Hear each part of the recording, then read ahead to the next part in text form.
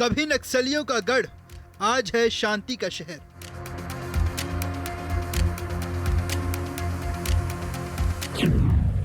Operation clean up, जंगल से खत्म हुआ नेटवर्क।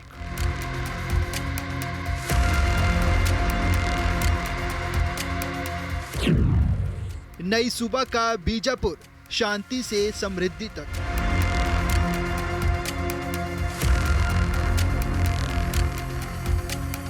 नमस्कार, स्वागत है आपका नक्सल मुक्त छत्तीसगढ़ की ग्राउंड रिपोर्ट देख रहे हैं आप। मैं हूं आपके साथ अमित गर्ग शुक्ला। आज हम आ गए हैं बीजापुर, बस्तर संभाग का वो जिला जो कभी लाल आतंक का गढ़ माना जाता था, लेकिन अब नक्सलवाद के खात्मे के बाद यहाँ का माहौल कैसा है, लोग अपने आप को कितना सुरक्षित महसूस कर रहे हैं, विकास के नए नए क्या आयाम यहाँ पर गढ़े जा रहे हैं, सब कुछ दिखाएंगे आपको आज के एपिसोड में। बीजापुर छत्तीसगढ़ का वो जिला जहां कभी सूरज ढलते ही सन्नाटा छा जाता था। घने जंगल, ऊबड़ खाबड़ रास्ते और हर मोड़ पर नक्सलियों का डर। यहाँ पर हर हफ्ते हमले होते थे, कभी पुलिस पर, कभी आम लोगों पर। सालों तक ये इलाका देश के सबसे खतरनाक नक्सल जोन में गिना जाता रहा।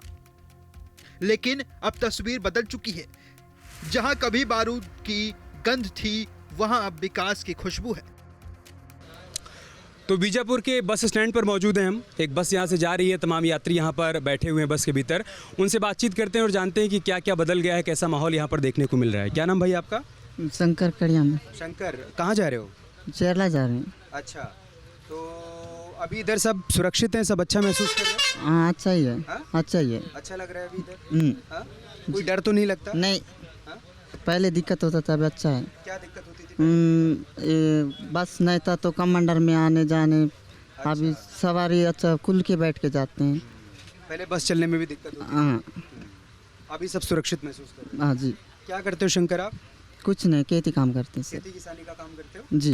पढ़ाई कहाँ तक की है? 5वीं। 5वीं तक का। जी। उसके बाद खेती किसानी करने लगे? जी। तो अभी सरकार जो योजनाएं चला रही है उसका फायदा मिल पा रहा है? मिलता है सर। मिलता है? जी। राशन वाशन मिलता है सर। सभी मिल रहा है? जी। आपका नाम भैया? है आपका नाम? बोधा। बोधा। हाँ। कहाँ जा रहे हैं बोधा जी आप? है सरला। सरला। हाँ अच्छा, क्या करते हैं आप? है खेती? खेती का। खेती हाँ क्या पैदा करते हैं? तेंदूपत्ता, महुआ, क्या? वो महुआ? हाँ हाँ कमाई अच्छी हो जाती है? कमाई है। हैं? कम घर चल जा रहा है? हाँ अच्छा, अभी जैसे बस चलने लगी है तो आने जाने में कोई दिक्कत तो नहीं होती? हाँ बढ़िया, सही है। हाँ पहले कैसे आते जाते थे? हाँ पहले किससे आते थे? जीप से? जीप से। जीप से। हाँ अभी सुरक्षित है, डर तो नहीं लगता? बिल्कुल डरता नहीं लगता है। डर सा नहीं लगता? हाँ। आपका भाई नाम? अच्छा, आप लोग कहाँ जा रहे हैं बेटा? आप कहाँ जा रहे हैं? क्या नाम है आपका? नाम बता दो। शर्मिला। अच्छा, तो अभी बस से कहाँ जा रही हो आप? सरला जा। अच्छा, डर तो नहीं लगता अभी? नहीं हाँ, बस चल रही है, बढ़िया। हाँ, इधर पीछे बात कर लेते हैं। आपका नाम बेटा? नीरू तेलम। अच्छा, तो अभी आप कहाँ जा रही हो? कोड़े पार। अच्छा, क्या करती हो आप? पढ़ाई। पढ़ाई? ये किस क्लास में? 8th। अच्छा, पढ़ाई में मन लगता है? जी। क्या कर रहे हैं बड़े होके? टीचर। टीचर बनना है? जी। बहुत बढ़िया। और लोगों को पढ़ाना है। जी। तो अभी इधर डर वर तो नहीं लगता बिल्कुल भी? नहीं। हाँ? नहीं। बस चलने से आना जाना आसान हो गया है। हाँ।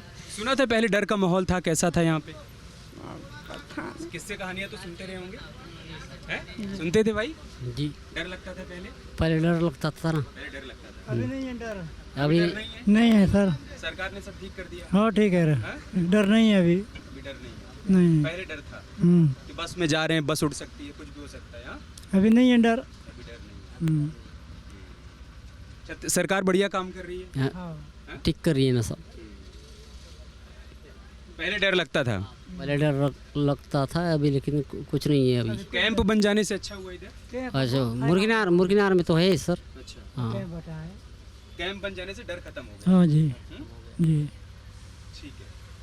तो कुल मिलाकर बस में मौजूद लोगों का कहना है कि देखिए अब डर नहीं लगता। पहले संसाधन नहीं थे, बस नहीं चला करती थी, कमांडर या जीप से आना पड़ता था, बहुत समय लगता था। अभी रास्ते भी बन गए हैं तो समय भी नहीं लगता, लोग अपने आप को सुरक्षित भी महसूस कर रहे हैं। तो ये बीजापुर की तस्वीर है। इसकी बानगी सड़कों पर नजर आती है। कभी इक्के दुक्के बस बीजापुर से खुलते थे, लेकिन अब रायपुर से हैदराबाद तक की बसें हर रोज यहां से निकलती हैं। तो बीजापुर में माहौल धीरे धीरे बदल रहा है। यहाँ बस अड्डे पर चहल पहल देखने को मिल रही है। आप देख सकते हैं यहाँ पर छत्तीसगढ़ के अलग अलग ज़िलों में जाने के लिए बसें यहाँ से चल रही हैं और लोग आसानी से आना जाना यहाँ पर कर रहे हैं। इसके अलावा तेलंगाना हैदराबाद के लिए बस यहाँ पर जाती है। पहले ऐसा माहौल नहीं था। पहले ना इतने संसाधन थे, न सड़कें थीं, न इतनी बसें चला करती थी। लोगों को आने जाने में दिक्कत होती थी और संसाधनों की कमी इसलिए भी थी क्योंकि डर का माहौल था। लेकिन वो माहौल बदल गया है। हमारे सहयोगी भरत हमारे साथ मौजूद हैं जो कि बीजापुर में ही लंबे समय से रिपोर्टिंग कर रहे हैं। भरत बताइए, पहले कैसा माहौल था और अभी कैसा है? पहले और अभी जो माहौल की अगर बात की जाए, ज़मीन और आसमान का फ़र्क नज़र आता है। क्योंकि पहले की अपेक्षा अगर देखी जाए तो पहले काफ़ी दिक्कतों का सामना यहाँ के लोगों को करना पड़ता था। बस की अगर बात की जाए, बहुत सीमित संसाधन हुए करते थे, उसी में लोग सर्वाइव करते थे। अगर इमरजेंसी की बात की जाए और किसी को कहीं जाना है तो ऐसे में बड़ी दिक्कत और बड़ी समस्या जो है वो उत्पन्न हो जाते थे। और आज के समय आपने देखा कि अंतर्राज्य यानी छत्तीसगढ़ की जो राजधानी है वहाँ के लिए इतनी सारी बसें खड़ी हैं, एक से एक बसें खड़ी हैं, फिर सीधा राजधानी को छू रही है और जा रही हैं। और एक समय ऐसा होता था कि एक बस रहती थी राजधानी रायपुर के लिए बड़े मुश्किल से, अभी कभी बंद हो जा रही है, कभी रुक जा रही है, कभी ख़राब हो जा रही है। तो ये कंडीशन हुआ करते थे।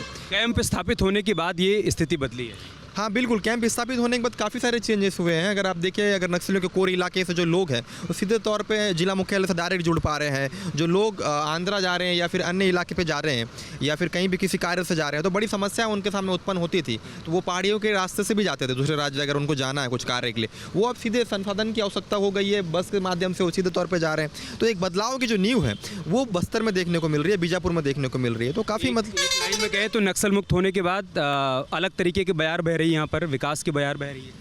हाँ, नक्सल मुक्त होने के बाद बस्तर विकास की राह पे चलते हुए नज़र आ रहा है और काफ़ी तस्वीर इतनी ज़्यादा बदल चुकी है कि लोगों के बीच में जनचर्चा बनने का जो है वो भी देखने को मिल रही है। तो मतलब काफ़ी हर्ष का विषय। मतलब लोगों के लिए यकीन कर पाना आसान नहीं था कि कभी बीजापुर में, बस्तर में या फिर जगदलपुर में इस तरीके से स्थितियाँ बदल जाएंगी। लेकिन स्थितियाँ बदली हैं क्योंकि इच्छा शक्ति दिखाई गई है। डबल इंजन की सरकार ने इच्छा शक्ति दिखाई है, साथ ही हमारी फोर्सेज ने वो बहादुरी दिखाई है कि आज यहाँ पर माहौल बदला है और लोग खुद को सुरक्षित महसूस कर रहे हैं।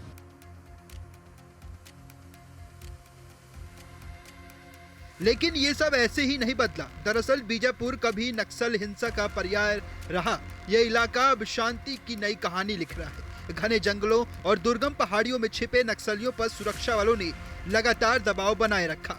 पिछले कुछ सालों में ऑपरेशन तेज हुए और नक्सल नेटवर्क पूरी तरह ध्वस्त हो गया।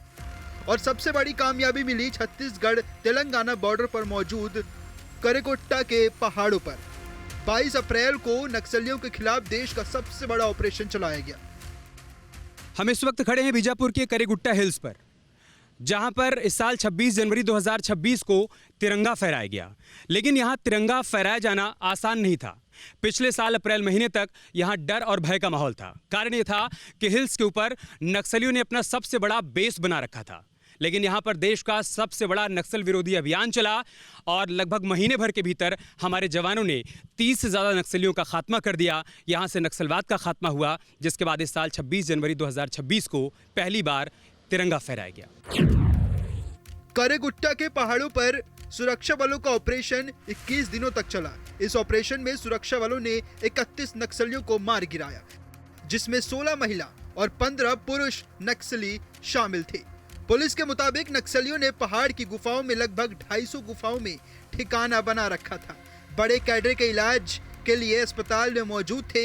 हाईटेक हथियार बनाने के लिए 4 फैक्ट्री बनाकर रखी गई थी। जवानों ने सभी ठिकानों को नेस्तनाबूद कर दिया और आज वहां तिरंगा फहरा रहा है। मेरे पीछे करेगुट्टा हिल्स को देख पा रहे हैं आप, जहां पर सबसे बड़ा नक्सल विरोधी अभियान चला, ऑपरेशन चला। और जब वो ऑपरेशन चल रहा था तो बीजापुर के हमारे सहयोगी भरत दुर्गम वहां पर मौजूद थे, उस ऑपरेशन को कवर कर रहे थे, हर दिन की तस्वीर हम तक पहुंचा रहे हैं। हम उसकी कहानी भरत दुर्गम से ही जानते हैं। भरत, बताइए उस ऑपरेशन के बारे में, आपने क्या क्या देखा अपनी आंखों से? बहुत लंबी ऑपरेशन थी, देश का सबसे बड़ा ऑपरेशन कहा जा रहा था। क्योंकि जिस तरीके से ऑपरेशन 1 दिन 2 दिन, अमूमन 4 दिन 5 दिन हम देखते हैं, लेकिन वो लगभग महीने भर तक ऑपरेशन खींचा। तो जिसको लेके देश की पूरी नज़र उस इलाके पे करेगुट्टा पहाड़ को लेके थी। क्योंकि जब ऑपरेशन चल रहा था उस वक्त जिस पहाड़ पे ऑपरेशन चल रहा था वो तेलंगाना का सीमावर्ती इलाका पड़ता है, वहाँ से लगे हुए इलाके हैं। KGH बोलते हैं, करेगुट्टा हिल्स, जो काफ़ी सबसे ऊंची पहाड़ इसको माना जाता है। उस पहाड़ में बताया जा रहा था कि जो टॉप नक्सली हैं, जो टॉप कमांडर है, जिनका जिक्र सिर्फ कागजों में था, जिनको पुलिस ने भी नहीं देखा था। जैसे माडवी हिडमा की बात की जाए, तेलंगाना स्टेट कमेटी का जो वो इंचार्ज था दामोदर उर्फ चोका राव, उसकी बात की जाए, बाट से देवा बटालियन नंबर 1 का कमांडर जो काफ़ी मजबूत कैडर मानी जाती है, जिन्होंने बड़े बड़े जवानों बड़े जो घटनाएं कैजुअलिटी हुई है जिसमें जवानों को नुकसान पहुंचाने में इनकी विशेष भूमिका देखी गई है। वहीं अगर और जो माओवादी कैडर की अगर बात की जाए, विज्जा की बात की जाए या फिर जो अन्य जो नक्सली हैं उनकी बात की जाए, तो सब ऊपर में थे। और ये लगभग उनकी प्लानिंग ऐसी थी कि बहुत लंबे वक्त तक वहाँ रहने की इन्होंने प्लान कर रखा था, क्योंकि वहाँ असला, बारूद, बम बारूद, गन, अगर AK-47 की बात की जाए या फिर इंसास की बात की जाए या फिर 303 की बात की जाए या फिर जो बरमार बंदूक होती है उसकी बात की जाए, वहाँ पे ऐसे ऐसे इक्विपमेंट्स थे जिससे वो हथियार, जो नए हथियार है वो जनरेट कर सकते हैं। मतलब यूँ कहें कि माओवादियों का कारखाना वो उस इलाके पे, हाँ, कारखाना था, जिससे वो बम बनाते थे, जिससे वो गन बनाते थे, जिससे वो हथियार जो हैं वो तैयार करते थे। तो जब ऑपरेशन वहाँ पे चला, हेलीकॉप्टर लगातार उस इलाके पे जाने लगी, तो पहाड़ी, सबसे ऊंचा पहाड़ है, तो उसके जो निचले स्तर के जो गांव हैं वहाँ पे लोग देखने लगे। आमतौर पे हेलीकॉप्टर देखने को नहीं मिलती इस इलाके पे, बहुत कम देखने को मिलती है। जब गांव के इलाके पे अगर हेलीकॉप्टर का भ्रमण बार बार हो रहा है तो आवाज़ तेज़ी से आती है, तो गाँव में हलचल तेज हो जाती है, तो गाँव के लोग रुक करते हैं और लोगों के बीच में चर्चा बनता है। तो जब चर्चाएँ बन, हाँ, डर बिल्कुल था, क्योंकि आवाज़ें आ रही थी, बम फूट रहे थे, गोलियां जो है उसकी आवाज़ें आ रही थी, तो गांव में चर्चा का विषय बना। चर्चा का विषय बनते फिर हमारे तक जानकारी बाहर निकल के आई। तो जब हमने एनालिसिस करने की कोशिश की, पुलिस के जो उच्च अधिकारी हैं उनसे बातचीत करने की कोशिश की, तो जानकारी ये बाहर निकल के आई कि उस इलाके में बड़े बड़े जो माओवादी हैं उनकी सूचना है, लेकिन हम ये उस पर स्पष्ट नहीं कर सकते कि कितने माओवादी वहाँ पर मौजूद हैं। ऑपरेशन जिस तरीके से चल रहा था, हेलीकॉप्टर अगर वहाँ उतर रहा है, MI-17 जिसको कहा जाता है, चॉपर, उसको अगर उतारा जा रहा है, तो ज़रा सोचिएगा कि कितनी बड़े वहाँ पे लोगों की मौजूदगी होगी सामान्य तौर पे। क्योंकि अगर चॉपर वहाँ पे उतारा जा रहा है MI-17, तो ज़रा सोचिएगा कि कुछ ना कुछ तो ऐसा खास होगा। लोगों के मन में संदेह उत्पन्न होने लगा, ये संदेह वास्तविकता में बदलने लगा कि बाद में ये जानकारी बाहर निकल के आई। ऑपरेशन 2 दिन चला, 5 दिन चला, 10 दिन चला, 15 दिन चला, 16 दिन चला, 20 दिन चला, ऐसे करते करते लगभग महीने भर तक ऑपरेशन चला। करेगुट्टा की पहाड़ी पर पहुंचने के रास्ते में नक्सलियों ने 450 IED बिछा रखे थे। नक्सलियों को यकीन था कि इतनी सुरक्षा के बावजूद कोई भी फोर्स उनके किले तक नहीं पहुंच पाए, लेकिन सुरक्षा बलों ने नक्सलियों के इस भ्रम को तोड़ दिया। हर IED को डिफ्यूज कर जवान चोटी तक पहुंचे। और इसमें मैं आपको बता दूं, कई ऐसे जवान हैं, मतलब सैकड़ों तो नहीं बोल, लेकिन दर्जनों की अगर बात की जाए, कि जब वो जवान जब उस पूरे करेगुट्टा हिल्स को घेर लिए थे, जब वो चढ़ रहे थे, तो सैकड़ों की तादाद में IED डिस्क्री किया गया। IED बम माओवादियों ने नीचे लगा रखा था। पहाड़ है, पहाड़ के सराउंडिंग इलाके पूरा IED लगाई गई थी। उस पहाड़ के चोटिल पे माओवादी थे, वहाँ तक पहुँचना मुश्किल ही नहीं, नामुमकिन था। जितने जवान जब चढ़ रहे थे, जिस तरीके से आज जितना टेम्परेचर हम देख रहे हैं इस पहाड़ के नीचे, उतनी टेम्परेचर, उससे ज़्यादा टेम्परेचर उस दिन था, क्योंकि वो नौतप्पा का पूरा इलाका था। ऐसे में महीने के महीने में जिस तरीके से जो गर्मी, जो तापमान, टेम्परेचर जो होती है वो काफ़ी अधिक होती है। उस टेम्परेचर में कई जो जवान है, तो जवान जो है डिहाइड्रेशन हो रहे थे, तो उनको इवैक्यूएट किया जा रहा था, ये कंडीशन तक हो गई थी। उसके बाद उसी डिहाइड्रेशन की वजह से जवान जब बेहोश हो रहे थे तो उनको वहाँ से निकाला जा रहा था, नीचे लाया, हाँ, रेस्क्यू की जा रही थी, उनको नीचे लाया जा रहा था। फायरिंग चल रही है, उनको जब रेस्क्यू जब करने लाया जा रहा था, उस दरमियान बैकअप लेने के लिए जो अन्य जो जवान थे, दंताड़ा की अगर बात की जाए, सुकमा की अगर बात की जाए, या फिर बीजापुर की अगर बात की जाए, जिसमें अनेक जो जिनकी भूमिका देखी जा रही थी, STF थे, DRG थे, कोबरा के जो जवान थे, CRPF के जवान, इन लोग सब लोगों ने मॉनिटरिंग कर रखा था। तो पूरी तरीके से संयुक्त जॉइंट ऑपरेशन चलाने की कोशिश की जा रही थी। लंबा वक्त तक ये ऑपरेशन चला। कितने नक्सली मारे गए? बहुत से नक्सली मारे गए थे इसमें, बहुत से नक्सली मारे गए थे। कुछ ऐसे जवान थे जिन पे इंजरी भी हुई थी, कई जवानों को IED के चपेट में भी आए थे, क्योंकि ऐसे ऐसे इलाके पे IED बिछाया गया था कि मतलब पूरी माओवादियों की प्लानिंग थी। लगभग 1-2 साल तक राशन जो है वो उस पहाड़ के चोटिल में उन लोगों ने रखा था, तो मतलब बड़ा प्लानिंग था। सुरक्षा बलों के सबसे बड़े ऑपरेशन का नतीजा रहा कि जिस करेगुट्टा हिल्स को नक्सली संगठनों ने अपना हेडक्वार्टर बना रखा था, वो ठिकाना खत्म हो गया। यहीं से नक्सलवाद के खात्मे की कहानी शुरू हो गई। जहां कभी सरकार का नाम तक नहीं था, आज वहां सड़कें बन रही हैं, बिजली पहुंच रही है और मोबाइल नेटवर्क काम कर रहे हैं। बच्चे स्कूल जा रहे हैं, गांवों में आंगनबाड़ी खुल रहे हैं। बीजापुर अब नक्शे पर सिर्फ एक नक्सल जिला नहीं, बल्कि विकास की मिसाल बन रहा है, जहां बात अब रोजगार की हो रही है। तो बीजापुर में घूमते हुए हमें कुछ बच्चे मिल गए जो कि अपने स्कूल जा रहे हैं, शायद एग्ज़ाम देने के लिए जा रहे हैं। उनसे भी बातचीत कर लेते हैं, जानते हैं कि यहाँ पर जो माहौल बदला है उसको लेकर वो क्या सोच रहे हैं। क्या नाम आपका बेटा? दिव्या दुर्गम सर। दिव्या, कहाँ जा रहे हो आप? Putnam, Bhopal Putnam. पटनम? जी सर। क्या है वहाँ पे? आज एग्ज़ाम है सर। हम एग्ज़ाम है, किस चीज़ का? BSc final year. BSc final year का। जी सर। पढ़ाई बढ़िया चल रही है? ये ऐसा। हैं? Yes sir. क्या बनना है आगे चल के? फिलहाल तो बता नहीं। हैं? पढ़ाई के बाद कुछ तो सोचा होगा क्या बनना है? कुछ जॉब में ट्राई। जॉब में ट्राई करना है। यस। ओके। और घर में कौन कौन? घर में मम्मी पापा भाई दीदी। तो यहाँ से कितना दूर जाना पड़ता है एग्ज़ाम देने के लिए? दूर कितना? यहाँ से 1 घंटे का रास्ता है भोपाल घंटे का पटनम। जी सर। बस मिल जाती है आराम से? जी सर मिल जाती है। यस। पहले भी मिल जाती थी इधर आराम से? पहले नहीं मिलती थी, अभी मिल रही है। आपका नाम क्या है? पूजा कुमार। पूजा, जी आप भी एग्ज़ाम देने जा रही हैं? जी बीएससी आप भी कर रही हैं? Final year. Final year? जी क्या करना है बीएससी करके? हाँ जॉब करना है। जॉब करना है? यस। सरकारी जॉब करना है? हाँ गवर्नमेंट। गवर्नमेंट जॉब करना है। गवर्नमेंट जॉब में क्या बनना है, कुछ डिसाइड किया है? खुद का खर्चा वगैरह उठा अच्छा, सके। अच्छा। अभी तो प्राइवेट जॉब कर रही हूँ। अभी इधर माहौल बदला है पहले के मुकाबले? हाँ हाँ? जी पहले के मुकाबले बदला है, संसाधन बेहतर हो गए हैं पहले से? हाँ थोड़ा बेहतर हो गया है। पहले डर लगता था? हाँ मैं यहाँ 2 ही साल से दिला रही हूँ, तो पहले वाला नहीं पता। तो पहले लोग बताते होंगे कि स्कूल कॉलेज जाने में, बाहर मार्केट जाने में डर सा लगता है? हाँ पहले बोलते थे डर लगता है, अभी नहीं। अभी रोड हो गया, बस मन चल रहे हैं टाइम टू टाइम, तो अभी नहीं लग रहा है डर। पहले के मुकाबले अभी ठीक है। जी सर के मुकाबले भी ठीक है। कैंप स्थापित होने से थोड़ा डर खत्म हो गया? हाँ डर खत्म हो गया। ठीक है, और कुछ बच्चे हैं उनसे भी बातचीत कर लेते हैं। आपका नाम क्या है बेटा? नहीं कोई बात नहीं। आपका नाम क्या है? नहीं, आपका नाम क्या है? नाम बता दो अपना। माधुरी शोड़ी। अच्छा, आप भी एग्जाम देने जा रही हो? नहीं हो गया 12। हो गया एग्जाम? हो जी। गया 12वीं का? जी अभी रिजल्ट आने वाला है? जी सर। हाँ, कैसा गया था पेपर? अच्छा गया सर। बढ़िया गया था? जी रिजल्ट भी बढ़िया आएगा? जी फिर 12वीं के बाद क्या करना है? जी कॉलेज। कॉलेज करना है? जी फिर सरकारी नौकरी? जी। अच्छा, अभी डर तो नहीं लगता स्कूल कॉलेज जाने में? नहीं या सर। घर से? नहीं।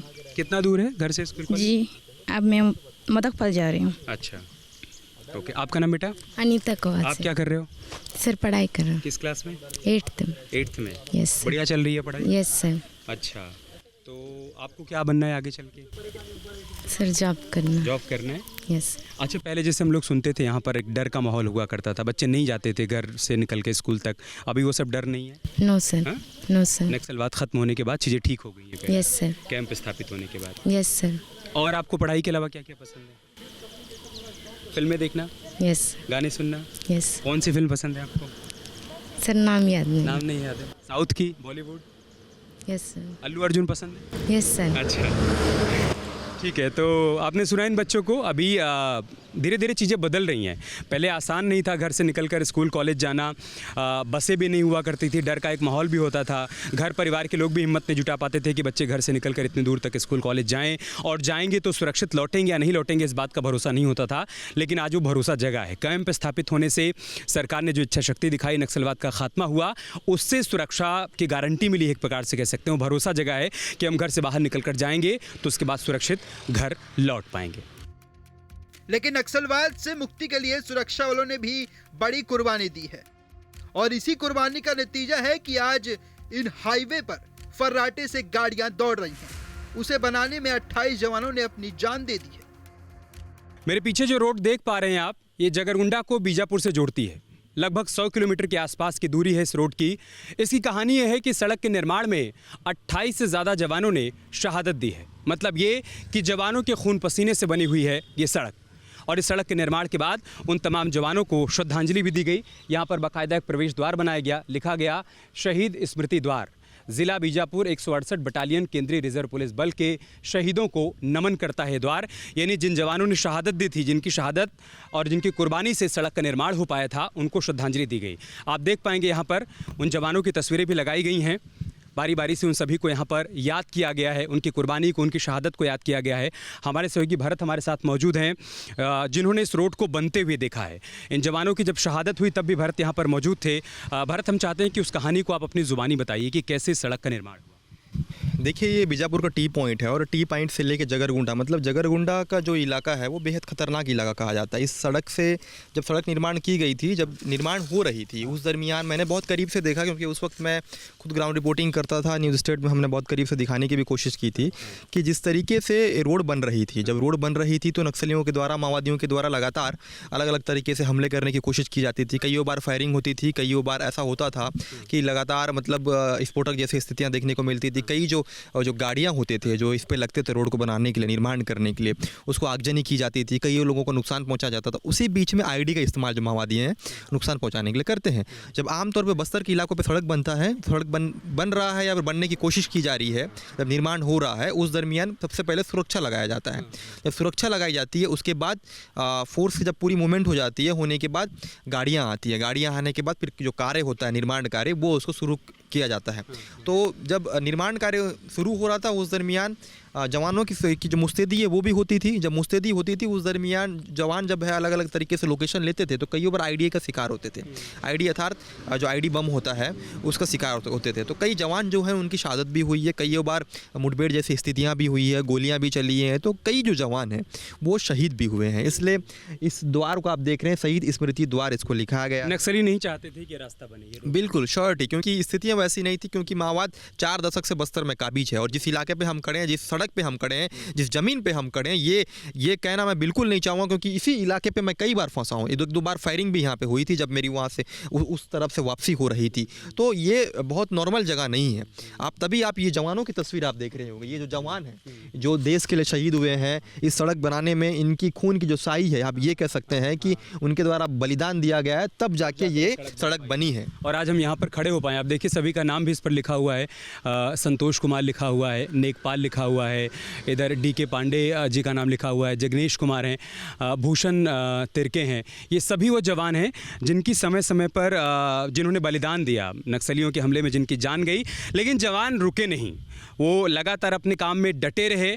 उनका एक लक्ष्य था कि इस सड़क का निर्माण करना है, रोड कनेक्टिविटी करनी है, ताकि विकास पहुंच पाए, ताकि लोगों को भरोसा जीता जा सके कि सरकार का, सुरक्षा कर्मियों का, सैनिकों का प्रयास और कोशिश यही है कि विकास से यहाँ के आदिवासी अछूते न रहने पाएँ। चलने के लिए सड़क हो, कनेक्टिविटी बेहतर हो पाए, उनका प्रयास चलता रहा। और इसी प्रयास में इन सभी ने बलिदान दिया और उनके बलिदान का परिणाम यह है कि सड़क का निर्माण भी हो पाया और यहाँ पर जवानों को स्मृति द्वार बनाकर श्रद्धांजलि भी दी गई। जहां कभी गोलियों की आवाज गूंजती थी, वहां विकास की गूंज सुनाई दे रही है। नई सड़कें बन रही हैं, स्कूल खुल रहे हैं और युवाओं के लिए रोजगार के अवसर बढ़ रहे हैं।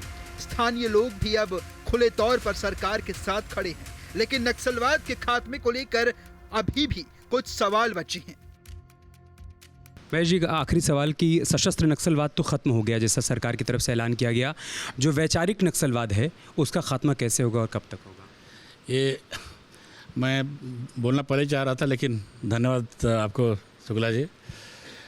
ये सबसे बड़ा समस्या है, कैंसर का जो बोलते हैं ना, सबसे बड़ी बीमारी ये है। सशस्त्र नक्सल चल दिए हैं। और आप जो बोल रहे हैं कि जो वैचारिक नक्सलवाद हैं, वैचारिक नक्सलवाद में है कि वो लोग बहुत से नस्लियों को वो चाहते थे, तो सरेंडर मत करो, हम तुम्हारे साथ हैं, तुम शांत रहो, हम तुमको सुरक्षा देते हैं। लेकिन देख रहे हैं नक्सली खा नहीं पा रहे हैं, खाना नहीं मिल रहा है। इवन तक गांव वाले चावल देना बंद कर दिए थे, खाना नहीं मिल रहा था। अभी आप जैसे पापा रॉस मिल के आए, वो 4 दिन भूखा था। तो ऐसे लोग मरता क्या नहीं करता, सरेंडर किए हैं। तो अच्छे बेचारिक जो लोग हैं जो चाहते हैं कि नक्सलवाद खत्म ना हो, और आज भी बड़ा जिम्मेदारी से बोलता हूँ, लोग जाके मिल रहे हैं, जो लोग मिलिशिया है, संगम सदस्य हैं या फिर एरिया कमांडर तक के लोग को, उन लोगों को सरेंडर नहीं किया, गाँव में छोड़ दिए हैं। वहाँ जा संपर्क करके आ रहे हैं, तुम लोग वापस रहो, क्योंकि तुम्हारा भाव तो बढ़ नहीं रहा है। बीजापुर का नक्सल मुक्त होना सिर्फ एक जिले की जीत नहीं, बल्कि पूरे बस्तर और देश के लिए एक बड़ी उपलब्धि है। अब चुनौती है इस शांति को कायम रखते हुए विकास की रफ्तार को और तेज करना। कुछ इलाकों में अभी भी नक्सलियों की मौजूदगी की आशंका बनी रहती है, लेकिन बीजापुर अब बदल रहा है, डर से उम्मीद की तरफ, हिंसा से विकास की तरफ। ये सिर्फ एक जिले की कहानी नहीं, बल्कि उस जंग की जीत है जो दशकों से लड़ी जा रही थी। बीजापुर से अमित शुक्ला के साथ टीम न्यूज़ स्टेट।